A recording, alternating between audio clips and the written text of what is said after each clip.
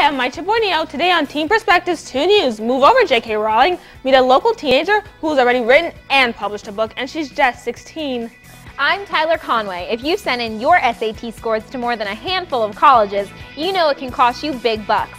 Today we find out where that money goes. In this economy, almost everyone is looking for a job. Teen Perspectives' Patrick Bassler has 3 tips to make you stand out when you apply. I'm Harris Rubenstein. Now get ready for your Teen Perspective. Hello and welcome to this month's edition of Teen Perspective 2 News. I'm ZACK NEWMAN. And I'm Anna Muckerman. On a cold day, some hot chocolate and a good book can be the perfect way to relax. Wouldn't it be cool if the book you're reading was written by someone your own age? I talked to a high school sophomore who is now a published author. But as she lifted the beautiful dagger, she felt it was truly a part of her. 16-year-old Casey Ballack has turned her passion for writing into a published novel. I had always loved writing. Writing's just been something that I've done my whole life since I was little. Her book, Silver Dagger, was published last September. It's a paranormal suspense fantasy novel about a girl whose sister commits suicide, but her sister doesn't stay gone. She comes back, and the book is really about the sister, whose name is Cassandra. It's about her journey trying to figure out what happened to her sister and why she committed suicide. Had she imagined the entire thing? Something was lying on her chest, she realized. The style of Casey's favorite author, Michael Grant, influenced her writing process. The way he writes his stories, he writes in little chunks with different characters. That kind of inspired me to write it in the same format where I have chunks of different points of view, so you get a lot of different characters' perspectives. But she's worked hard to put her own spin on her writing. I've read a lot of fantasy books, but I kind of wanted to do my own thing. Casey has been featured in the Baltimore Sun and radio and television interviews. Casey says at her book signing in November, a few people were expecting an older writer. You don't usually see 16-year-old authors just everywhere, so they were a little bit surprised sometimes, yeah. Things have changed at school since classmates learned of her success. People who didn't know me, they're like in awe. It's kind of fun to get the little famous attention there. What's next for Casey? I would love to write a sequel. Unfortunately, I don't have a lot of time, so I would love to write one eventually, but I'm not 100% sure when it's going to happen. Casey will continue with her love of writing, one page at a time. His hands shook violently and his eyes were rolled upwards at first. Casey says writing a novel takes time. She's been working on hers since 8th grade. You can buy Silver Dagger at Barnes & Noble or online. To learn more about Casey and her book, visit caseyballack.tateauthor.com. Another teen has taken up the challenge to write a book. 19-year-old Jacqueline Appelson's book, Here, follows the struggle of a teen who is going deaf because of a rare genetic disorder. The main character must have surgery to remove a tumor, but the surgery will cause her to lose her hearing. The California author's first novel is available in bookstores and online. Service dogs are life changers for thousands of people with physical disabilities. Marissa Russell shows us how one special dog is helping a Wisconsin high school student get balance back into his life. Experts estimate there are about 387,000 service dogs in the United States, and it's dogs like Heart who change the lives of physically challenged teens across the nation. In the halls of Appleton West, it's not the pitter-patter of feet. It's the paws of Heart, the reason Cole Freund is enjoying his senior year. Everyone loves him, so they're always like going by my locker. Heart is Cole's service dog and best friend. Yeah, he's just a companion to go everywhere with. He has his own bed in Angie Bruner's Spanish class. Anytime he does something in class, the class laughs, or we use him as an example, and he makes everybody happy in class. Cole's life wasn't always happy. 3 years ago, he was diagnosed with cerebellar ataxia, a rare neurological disorder that affects fine motor skills and balance. Really hard to walk around, to get around and like balance. Cole used the walls to keep from falling down. It got so bad that I just went down to the office and I just told Mr. Harches that I couldn't walk in the hallways anymore. Cole became depressed. I was just kind of mad that I couldn't do stuff with my friends. He lacked a lot of self-confidence, and his esteem was very down. Cole's mom didn't know how to help. A wreck, very depressed, I mean, as a mother, you're hearing your son, what's wrong with me? He's crying. After searching, his mother found Heart. who helps steady Cole when he stumbles. If I'm gonna fall, you know, I could reach down and grab him, and he knows as soon as I touch him that he's got to stop and like plant his paws down. Then I can like stabilize and wait until I'm good to go. Hart has given Cole more than just a sense of balance. Just more confident and willing to do more stuff. Well, Hart has changed his life dramatically. He's much happier now. He smiles all the time. Shelley is amazed at the changes in her son. It's just so much better. He's living this year. For the last 2 years, he was in the house with us, hanging out with us all the time, not going anywhere, you know, and now he's got some friends calling. And Cole has his sights set on a brighter future. Before, it used to be like, I don't care if I graduate. I don't know what's going on with me. I'll amount to nothing. And, you know, he's looking forward. With the help of his best friend. We just have a special relationship. You know, I don't know how to explain it. Hart has given Cole a fresh start and the opportunity to walk the halls with his classmates. Cole and his best friend are well on their way to graduating from high school. For Team Perspective 2 News, I'm Marissa Russell.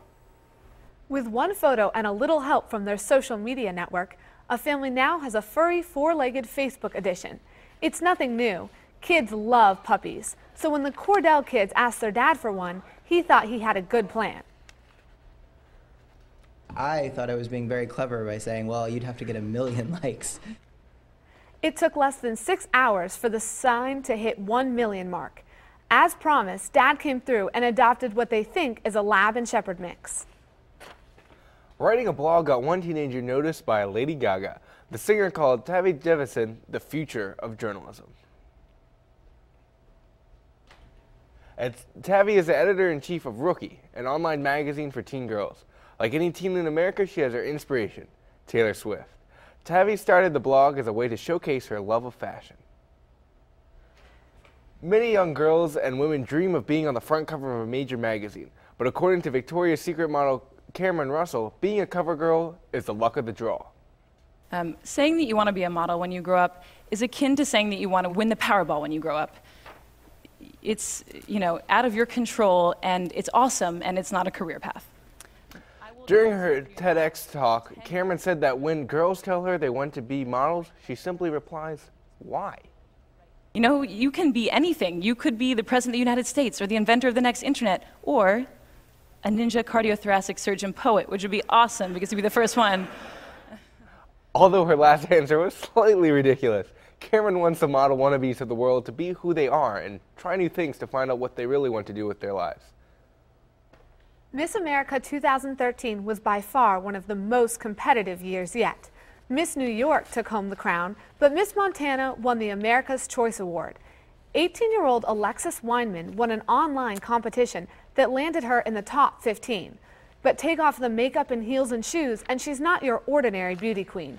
Weinman was diagnosed with autism at the age of 11 and has made Miss America history, becoming the youngest and first autistic contestant to compete.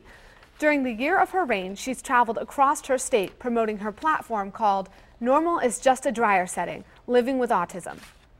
Everyone's different, whether they're autistic or not. It not only spreads autism acceptance, but universal acceptance. Alexis continues to serve throughout her state and serves as a positive role model for people everywhere. You don't need to break the bank in order to look like Miss America. Yahoo's Financially Fit breaks down the top 17 beauty products for you to try in 2013. For amazing lashes, try Maybelline's Rocket Mascara. Try NYX Lip Butter Gloss for a great lip color payoff. And John Frieda's Deep Conditioner will leave your hair rejuvenated. Here's what's coming up next on Teen Perspective. Looking for work? You're not alone. Nearly a quarter of teens are unemployed. We'll give you tips to land a job. And a mother's effort to keep her daughter's memory alive, the author of Heart of a Mother gives us a view between the lines of her daughter's life, death, and legacy. And later, we'll show you how to maximize scholarship money. All this and more next on Teen Perspective 2 News.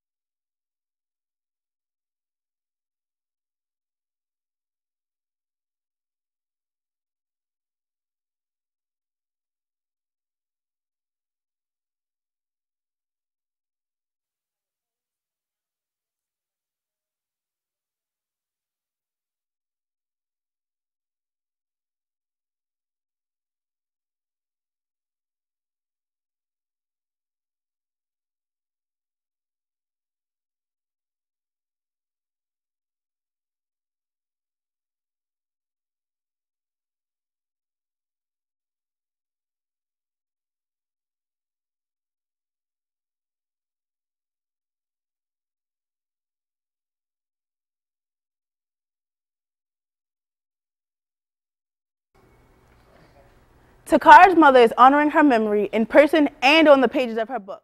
The Heart of a Mother.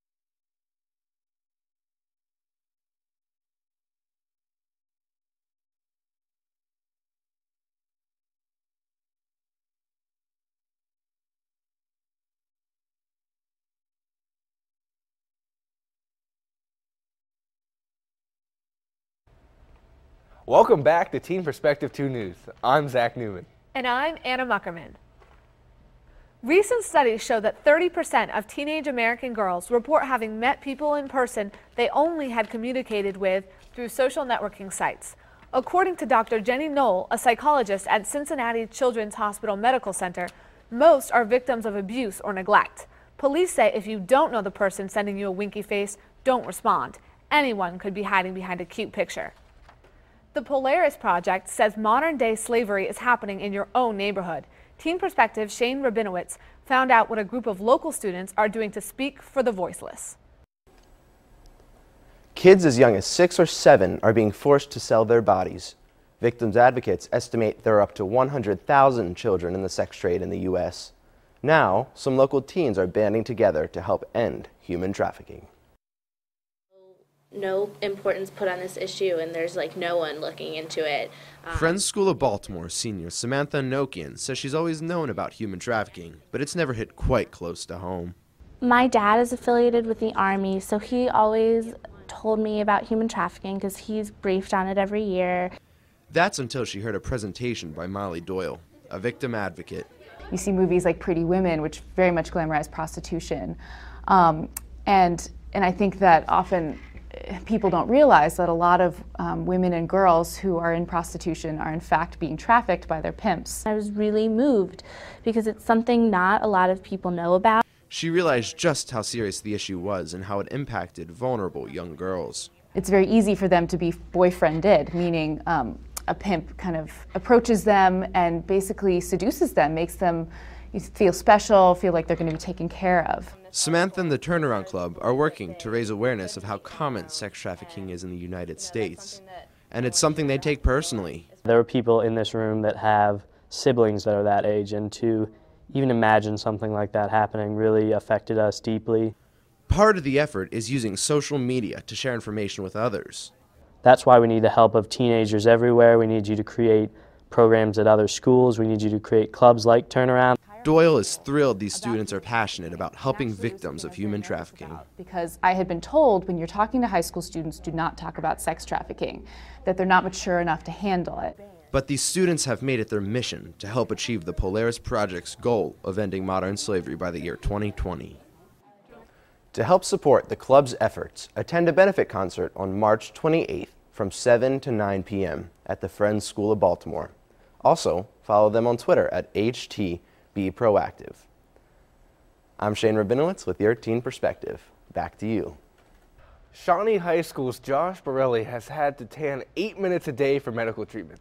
The basketball player told the Philadelphia Times he's a little embarrassed when he has to go into the tanning salons.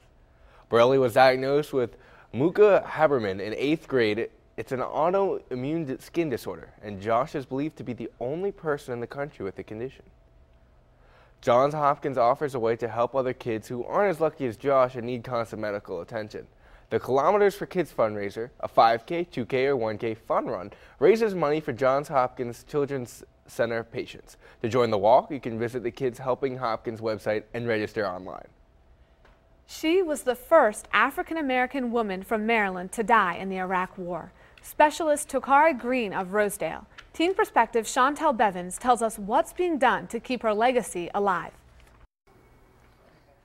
Takara's mother is honoring her memory in person and on the pages of her book, The Heart of a Mother. The book recalls Takara's life and the moments that led to her death.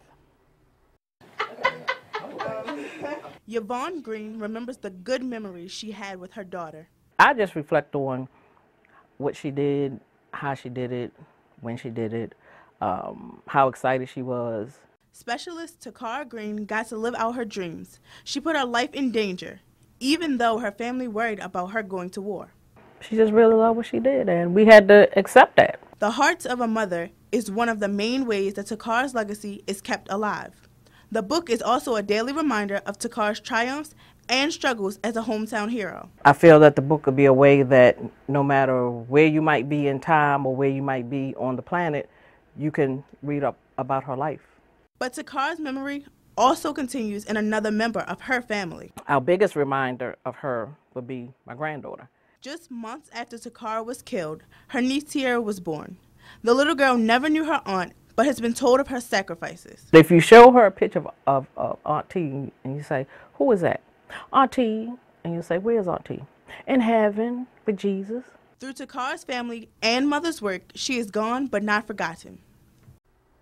The book is available at Greetings and Readings in Hunt Valley, online at Barnes & Noble, and at HunterHartPublishing.com. For Teen Perspective 2 News, I'm Chantel Bevins.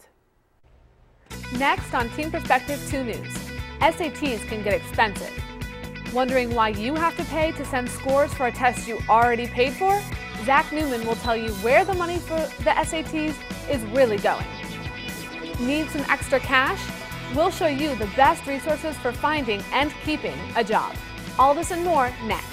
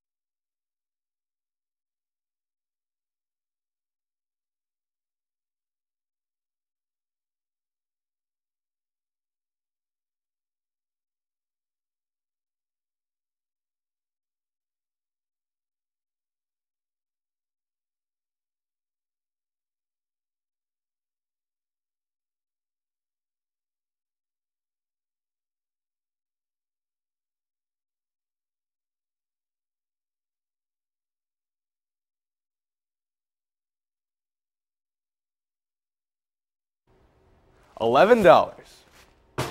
That's how much it costs for College Board to send your SAT scores to a single college. Slap that on top of a $50 test-taking fee and the hole in your pocket gets wider and wider. But do you even know where your money's going? The average teen will apply to more than 9 schools, according to the National Association for College Admission Counseling.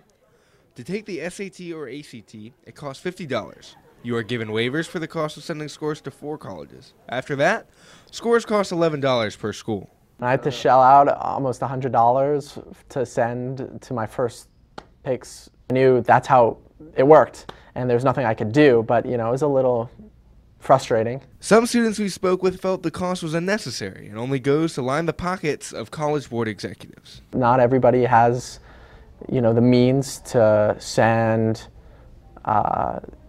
countless SAT score fees, every time they want to apply to school.